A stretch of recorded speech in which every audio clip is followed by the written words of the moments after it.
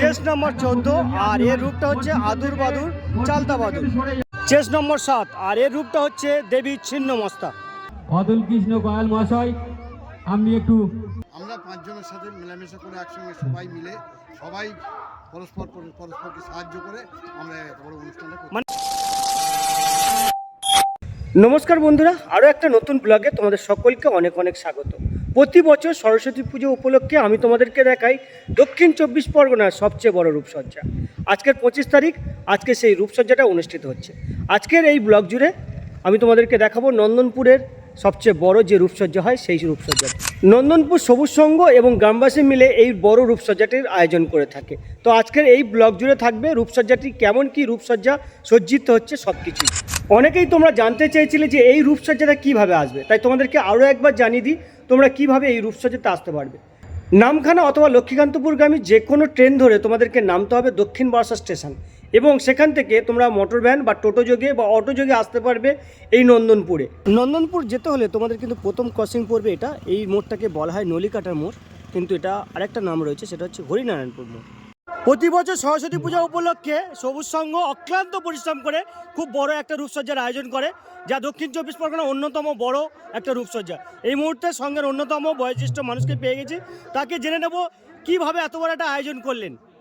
আমরা পাঁচজনের সাথে মেলামেশা করে একসঙ্গে সবাই মিলে সবাই পরস্পরকে সাহায্য করে আমরা এত বড় অনুষ্ঠানটা করি। মানে বলতে চাইছে সদস্যরা খুব অক্লান্ত পরিশ্রম করেছেন। গ্রামবাসীদের রেসপন্স কেমন?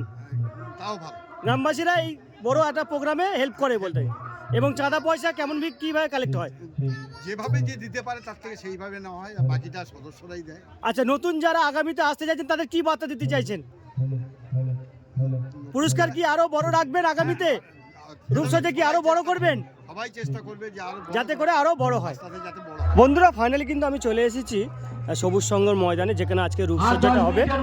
রূপসজ্জাটা মূলত দুটো ইভেন্টে করা হবে। প্রথম ইভেন্টটা তোমাদেরকে প্রথম দেখাবো, এবং পরের ব্লগে তোমাদেরকে দ্বিতীয় ইভেন্টটা দেখাবো। দেখতে পাচ্ছ মোটামুটি সব প্রতিযোগীরাই এসে গিয়েছে, আর কিছুক্ষণের মধ্যে কিন্তু হুইসেল বাজাবে এবং জাজরা ভিতরে প্রবেশ করবে। আর আমি তোমাদেরকে পরপর কিন্তু প্রথম যে 30 জন রূপসজ্জায় সজ্জিত হবে তাদেরকে দেখাবো। শুরু করছি আজকের দিনের রূপসজ্জা। প্রথম যে চেস নম্বরটা তোমাদেরকে দেখাবো 67 নম্বর চেস নম্বর, আর ও সেজেছে হরপ্পার নারী মূর্তি। ক্যামেরা করবে বাইরে থেকে। হ্যালো হ্যালো হ্যালো হ্যালো 41 নম্বর চেস নম্বর, আর রূপটা হচ্ছে সোনার গৌরাঙ্গ। কেমনটা কি সেজেছে দেখো। ফাইনাল বাসি মাছি। চেস নম্বর 64, আর ওর রূপটা হচ্ছে হজ বড়ালো, মোদের গর্ব মোদের আশা আমরি বাংলা ভাষা। তোমাদের রুম নিয়ে তোমরা দাঁড়িয়ে যাও, আমি 1 মিনিট পর।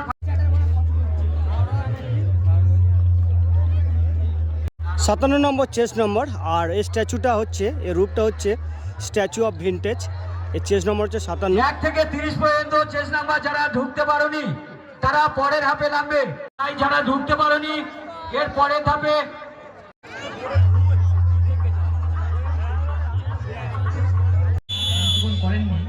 চেস নম্বর 16, আর রূপটা হচ্ছে 76-এর মন্বন্তর। 76-এর মন্বন্তরে মানুষের যে পরিণতি হয়েছিল এই রূপসজ্জার মধ্যে কিন্তু এটা দেখানো হচ্ছে। চেস নম্বর 7, আর এর রূপটা হচ্ছে দেবী ছিন্নমস্তা। দুটো ইউটিউবার ছাড়া তিনটে সবাইকে দেখার সুযোগ করে দাও। চেস নম্বর 8, আর এর রূপটা হচ্ছে কুশে কাটে বিদ্ধ যিশু।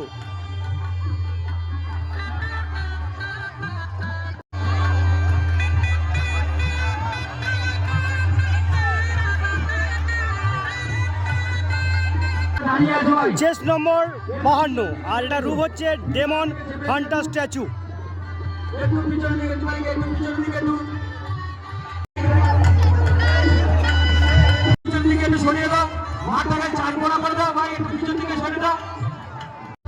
চেস নম্বর 4, আর এর রূপটা হচ্ছে তপস্যারত দস্যু রত্নাকর।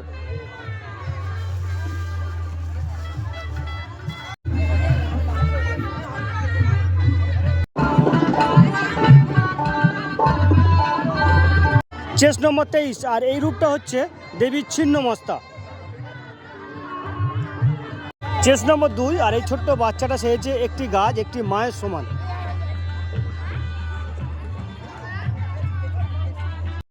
চেস নম্বর 25, আমাদের সকলের পরিচিত কুমার অভিজিৎ, তিনি আজকে সেজেছেন নেতাজি সুভাষচন্দ্র বসু এবং তার থিম হচ্ছে দিল্লি চলো।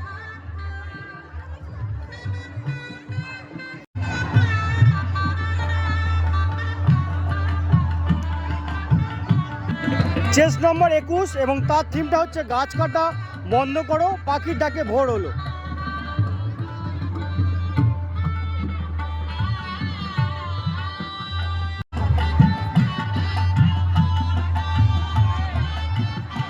চেস নম্বর 28, আর এই রূপটা হচ্ছে মহাপ্রভু শ্রী চৈতন্যদেব।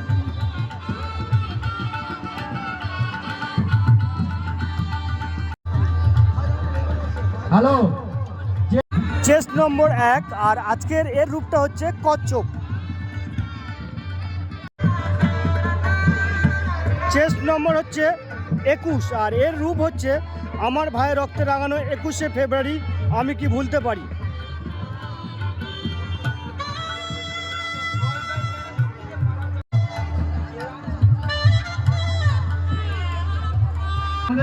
চেস নম্বর 14, আর এর রূপটা হচ্ছে আদুর বাদুর চালতা বাদুর। সরে যাও, ওর পিছন থেকে একটু ফাঁকা করে দাও।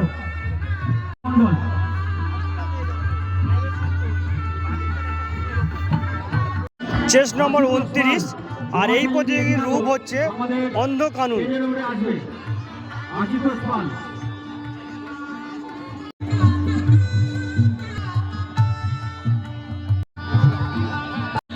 15 নম্বর চেস নম্বর, আর তার রূপ হচ্ছে স্ট্যাচু অফ সম্রাট অশোক। বিচার করা হয়ে গেলে সুকেন পাল একটু হাত।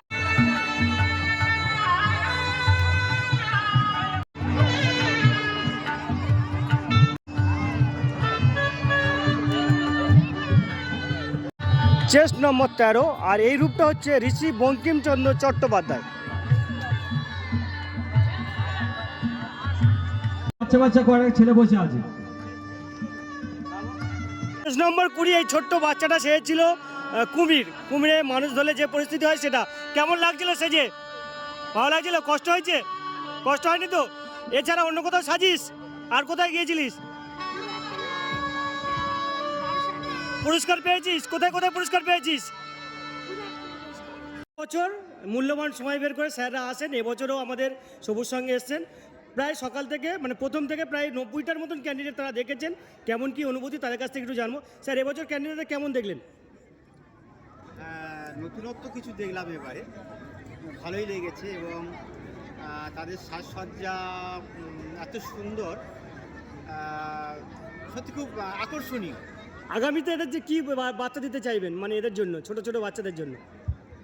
এটা তো একটা সৃজনশীলতার ব্যাপার। আমরা চাইবো যে আরও নতুনত্ব যদি কিছু তারা আনতে পারে খুব ভালো লাগবে। যেমন এবারে দেখলাম 2-1 জন, আমি পার্টিকুলার নাম বলছি না কারণ এখনও তো আমাদের ফাইনাল হয়নি, গেল নতুনত্ব তারা চিন্তা করতে পেরেছে, এটা কিন্তু একটা বিশাল পাওনা। এবং এইরকম সৃজনশীলতা, এইরকম পার্টিসিপেট করতে করতে আমার মনে হয় যে ওদের সৃজনশীলতা আরও বাড়বে। যারা বাচ্চারা কথা আপনি যারা বললেন, তাদের তো বাড়বে আস্তে আস্তে। আর সবুজ সঙ্গের জন্য কি বার্তা দেবেন? সবুজ সঙ্গের এত বড় আয়োজনের জন্য কি বার্তা দিতে চাইবেন? আমরা তো বেশ কয়েক বছর ধরে আসছি, কেউ মাঠের ভেতরে প্রবেশ করবে না।